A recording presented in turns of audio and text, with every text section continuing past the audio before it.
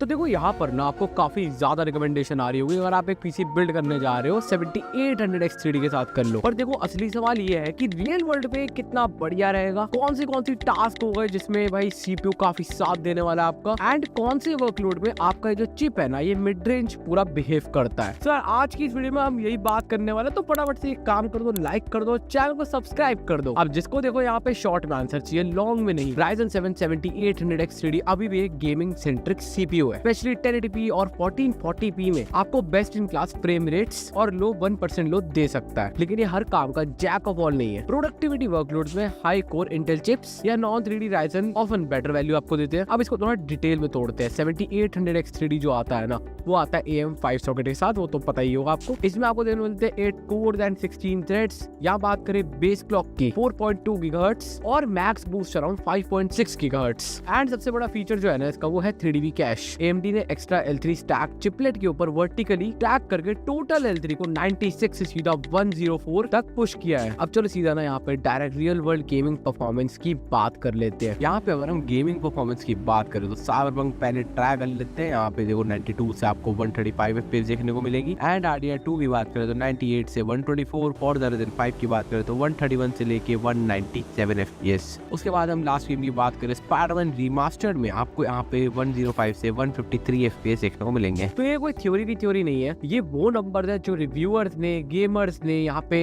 Actually में test की है। एंड सच ये है कि 7800X 3D गेमिंग में इंटेल के i7 13700K को काफी जगह पे अच्छे से बीट कर देता है। काफी टाइटल्स में स्पेशली जहाँ पे सीपीयू बॉटलनेक होता है 7800X 3D literally double digit % तक आगे निकल जाता है। मतलब जब भी गेम सीपीयू को फुल प्रेशर में चलाता है वहाँ 7800X 3D अपना असली दम दिखाता है और ओवरऑल एकदम बटरी स्मूथ गेम प्ले के साथ। समझ लो अगर आप 1080p high refresh rate competitive gaming करना चाहते हो जैसे कि CS2, Valorant, 7800X 3D से आपको क्लीनर 1% लॉस मिल सकते हैं। कंसिस्टेंट फ्रेम टाइम्स मैटर करते हैं फॉर कंपेटिटिव फील। लेकिन जब भी आप प्रोडक्टिविटी टास्क जैसे कि blender render, multi thread compile, heavy video export करोगे तो 7800X 3D की lower raw multi core throughput Intel 13 Gen like 13700K को यहाँ पे हराने देगी। काफी सारे AAA टाइटल्स 7800X 3D आगे आ रहा है रफली 5 to 20%। थर्मल्स और पावर को लेकर लोग अक्सर कंफ्यूज होते हैं। अब इसको यहाँ पे ना सिंपल लैंग्वेज में समझते हैं। 7800X 3D की जो पैकिंग है ना ये चिप नॉन XTD CPUs की तरह हाई सिंगल कोर क्लॉक्स के पीछे नहीं भागती। इसकी पूरी जो स्ट्रेंथ है ना वो इसके 3dB कैश में है। गेमिंग में फायदा फ्रीक्वेंसी से नहीं कैश से ज्यादा आएगा और वही यहाँ पे इसका सीक्रेट है। अब अगर आप सिनेमैच R23 जैसे टेस्ट देखो, मल्टी कोर में टेस्ट देखो तो आपको क्लियरली यहाँ 7800X 3D का मल्टी कोर स्कोर्स उन CPUs से नीचे रहता है जिनके पास ज्यादा कोर्स या हायर क्लॉक्स होते हैं, जैसे कुछ Ryzen नॉन X3D मॉडल्स या फिर इंटेल के i7 या i9 चिप्स। ये ड्रॉबैक नहीं बल्कि एक्सपेक्टेड बिहेवियर है, नॉन रेंडरिंग बेस्ड, क्योंकि 7800X 3D को गेमिंग फर्स्ट बनाया गया है। अगर आप हैवी मल्टी कोर वर्कलोड चला रहे हो जैसे कि blender render, long coding compile या कोई AVX हेवी टास्क, तब ये चिप 80 डिग्री सेल्सियस के हाई रेंज में पहुंच सकती है, स्पेशली अगर एयर फ्लो या फिर कूलर आपका एवरेज हो। इसलिए अगर आप प्रोफेशनल वर्कलोड्स भी साथ में करते हो तो आपको एक अच्छा कूलर लेना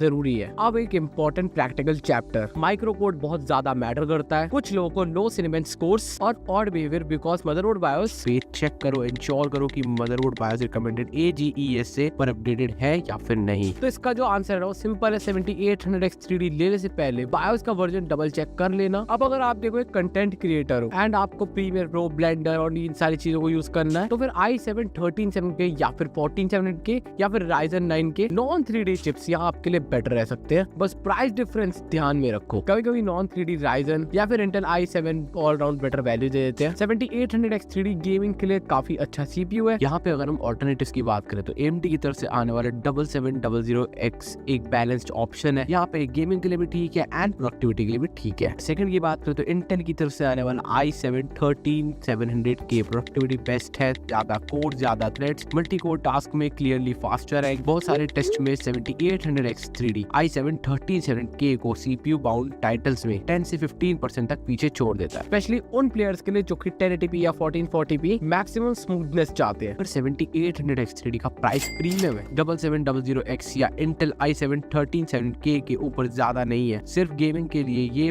फुल पैसा वसूल है। लेकिन अगर आप गेमिंग के साथ साथ वीडियो एडिटिंग, रेंडरिंग या हैवी मल्टी थ्रेड काम भी करते हो तो i7 13700K या फिर i7 14700K या अगर हम AMD की बात करें तो Ryzen 7700X या फिर 7900X कभी कभी ज्यादा वैल्यू दे देते हैं, उनका multi core power simply stronger होता है। सो आज के लिए वीडियो पसंद है तो लाइक कर देना और चैनल को सब्सक्राइब कर देना। देखने के लिए हम मिलते हैं बाकी एक टेक स्टूडियो के साथ, तब तक के लिए बाय।